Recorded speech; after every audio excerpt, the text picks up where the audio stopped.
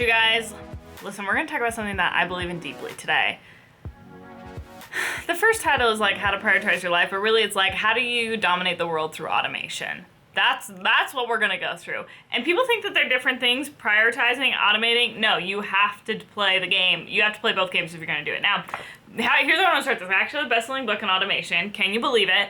And when I was first starting to like understand this realm of automation, I kept getting super frustrated because everyone's like, just like habit formation, 21 days to do something, blah, blah, blah. And I was like, there has to be a faster way to do this. There has to be a better, faster way to do this. And that's when I learned the difference between habit formation and routine automation. So habit formation is, let's pretend like this is a habit, okay? This like conglomerate of balls is a habit.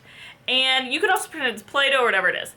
And when you're forming a habit, literally you're taking one habit, singular habit, and you're morphing it and you're tweaking it. Like think of forming, right? Where it's like, listen, we're trying to make this thing into something. And you have to perpetually tweak it and pay attention to it and put a lot of time and effort into it until you like form it perfectly. And that even said, it's like, let's say I was trying to make this like cylinder. It's like, that's not a great cylinder, right? Whereas with routine automation, so again, habit formation, one thing that you gotta tweak over and over again. It's a little bit like you're forming Play-Doh or magnets into like a Play-Doh man, right?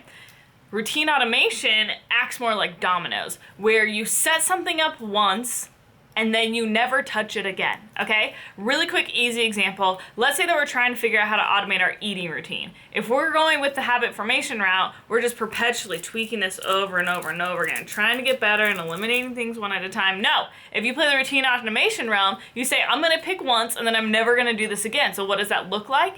It means that if you wanna eat a healthy breakfast every morning, then you literally eliminate any other possibility for you to eat anything other than healthy. Throw away the food in your house so that way, regardless of how you're feeling about it, you only have one option: to eat healthy. So let me show you how to do this, okay? I have 6 steps for you. So inside my book, I have this like little pinwheel here, okay? And there's 5 different things in here that I'm gonna give you a bonus step. So the first thing you have to do is define. Why do you have to define? You have to actually define the problem that you're trying to solve, define the reason for automating. If you just start like blanket automating, then it's like, what's actually happening? So literally sit down in your life and say, what are the problems that keep recurring over and over and over and over and over again? I don't wake up on time. I keep forgetting to pay my bills. I always forget my anniversary. My inbox is always full. I can never get caught up on customer support emails. Like whatever it is, like what are the problems we need to fix? Then after that, we go to this thing called design, where now that we know the problem, we are going to design a perfect solution. And I mean perfect, okay? So let's say that you're like, oh, I can never wake up in the morning. You're like, I wish that the singing goddess herself, Adele, would come over and sing me awake every morning.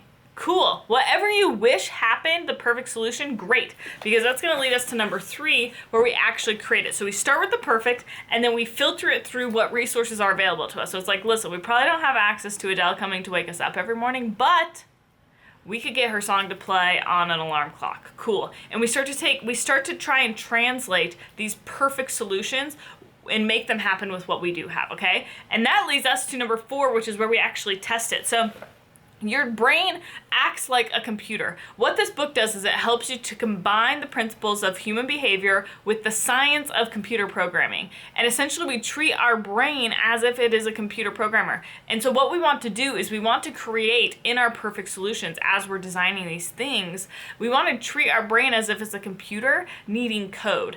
And one of the things that's interesting about code is code does exactly what you tell it to do. It acts almost like a smart aleck kid. So if you were to tell your kid like, hey, go hop in the bath, like if it were a computer taking code, it would literally not take its clothes off, not start the water, it would just literally hop into the bath.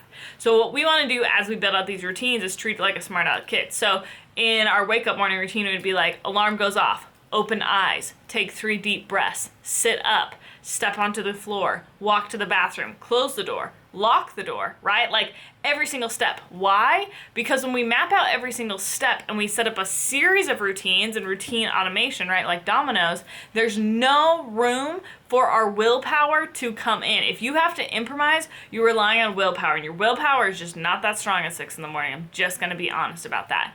So when we get to this portion of testing, what we're gonna do is take our programmed routine and actually walk through it. So if it says, hey, lie in bed, alarm goes off, open eyes, like actually do that in the middle of the day. And I want you to pay attention to when it is that you start improvising, because once you start improvising, that's when you're gonna fall off the handle. So you need to flesh out that routine a little bit more, and eventually you're gonna get to document, okay? Literally write out all of the steps.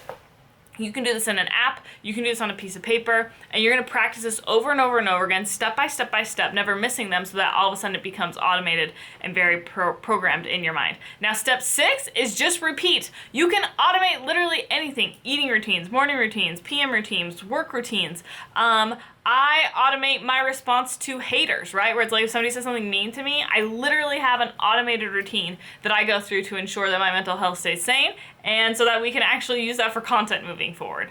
Make a routine for everything, okay? If you guys want to get my automated routine checklist to start to help you to know how to do this, click on the link below. Also, if you want to hang out with a bunch of cool design hackers who know how to present stories that convert to themselves and others to build seven-figure movements, become the #1 go-to expert in your niche. Automation is a huge part of this.